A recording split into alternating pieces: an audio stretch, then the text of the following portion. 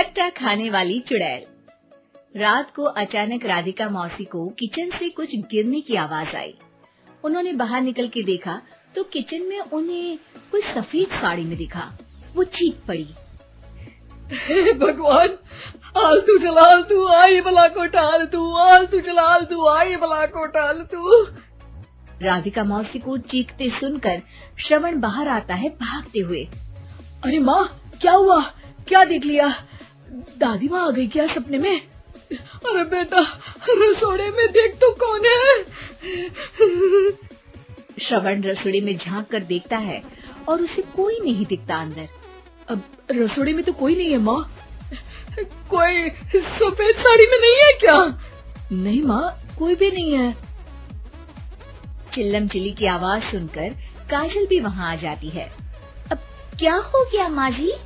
अरे बेटा, रसोड़े में एक चुड़ैल थी सफेद साड़ी में। अरे क्या कर रही थी वो अंदर? अरे बताया नहीं, कल आएगी ना तो पूछ लूंगी। चुड़ैल जी, आपका क्या प्लान है? माँ जी, रात बहुत हो गई है, आपने कोई बुरा सपना देखा होगा, चलिए सो जाइए। राधिका मौसी सोने तो चली जाती है पर उनको रात भर नींद ही नहीं आती। वो कुछ भी उलझुल बातें सोचने लगती है। कहीं चुड़ैल की वजह से तो घर में टेंशन नहीं हो रहा, कहीं उसी की वजह से तो वो दादी नहीं बन पा रही। सुबह जब राधिका मौसी रसोड़े में छानबीन करती है तो पाती है कि नींबू का अचार गायब है। चुड़ैल नींबू का अचार ले गई, मुझे तो ठीक नहीं लग रहा कुछ। चुड़ैल को भी पता है कि जिंदगी का असली मजा तो खट्टे में ही है। राधिका मौसी झट से श्रवण को फोन कर देती है। बेटा, मुझे समस्या समझ में आ गई है, हमें एक तांत्रिक की जरूरत है। अरे क्या बोल रही हो माँ, तांत्रिक की क्या जरूरत है? आप पूजा पाठ तो कर ही रही हो ना। आलतू जलालतू मंत्र सारे फालतू जैसे कुछ मंत्र पढ़ो, चली जाएगी अपने आप चुड़ैल। अरे नहीं बेटा, कभी चुड़ैल को कम नहीं समझते। अरे तुझे पता भी नहीं चलेगा कि कभी वो छल करके काजल की जगह घर की बहू खुद बन जाएगी। क्या माँ, कुछ भी बोल रही हो? कहाँ काजल और कहाँ चुड़ैल? वैसे एक बात बताओ, काजल को अगर गाने के लिए बोल देना तो चुड़ैल काजल की आवाज सुनकर घर तो क्या, धरती लोग छोड़कर चली जाएगी। तुम ना पढ़े लिखे बच्चे हर चीज को मजाक समझते हो। तुम रहने दो, मैं खुद ही तांत्रिक को बुला लेती हूँ।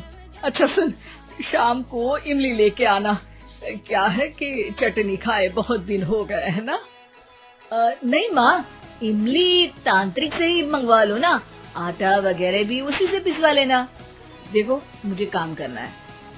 श्रवण रात को कई तरह की सब्जियों के साथ माँ के कहने पे चटनी के लिए इमली भी ले आया था, लेकिन राधिका मौसी के दिमाग में अलग ही फिल्म चल रही थी।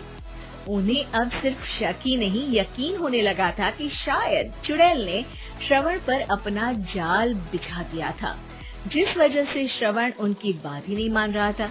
पर कोई नहीं, आने वाली रात में राधिका मौसी खुद तैयार हो गई चुड़ैल को पकड़ने के लिए। रुद्राक्ष की माला, तुलसी का पत्ता, हनुमान चालीसा सब हाथ के पास ही था, बस चुड़ैल का इंतजार था। और जैसा राधिका मौसी ने सोचा था वैसा ही हुआ। वो चुड़ैल उस रात भी आई, पर वो राधिका मौसी से तेज निकली और राधिका मौसी के उससे पकड़ने के पहले ही वो भाग खड़ी हुई।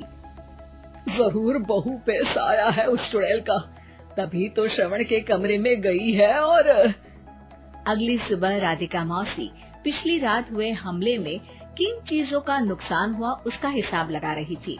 उनके खेमे से एक आम के अचार की शीशी भी गायब हो चुकी थी और वो इमली भी जो कल श्रवण लेकर आया था।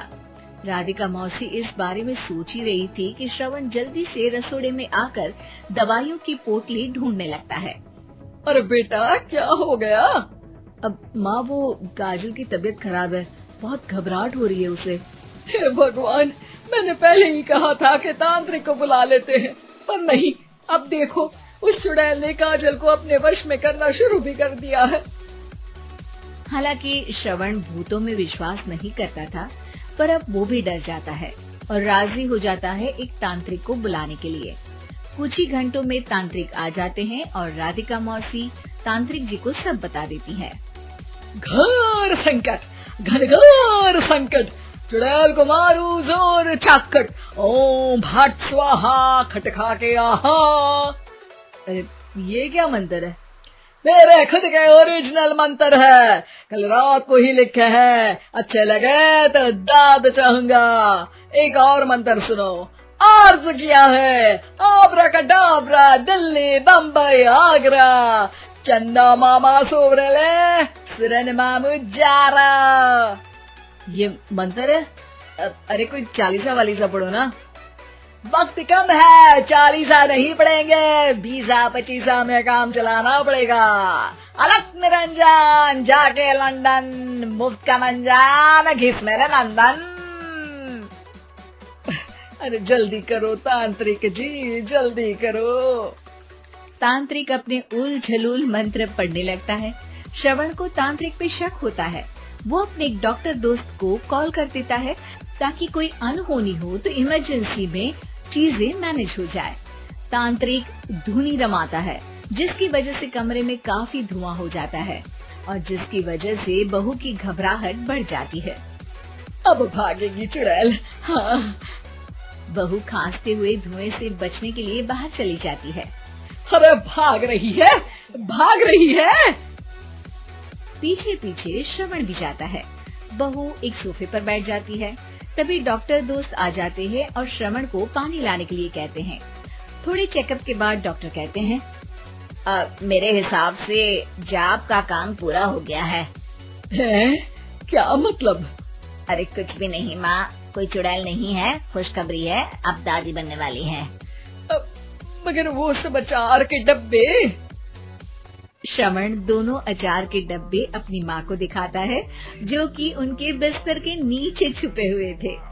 आपने सही बोला था माँ, वो चुड़ैल काजल ही थी जो खट्टा खा रही थी। हमें कल ही पता चला, पर हमने आपको ये तांत्रिक वाला काम करने दिया ताकि आपको भरोसा हो जाए कि भूत वगैरह कुछ होता ही नहीं। अच्छा अच्छा, ये तो बड़ी खुशी की बात है।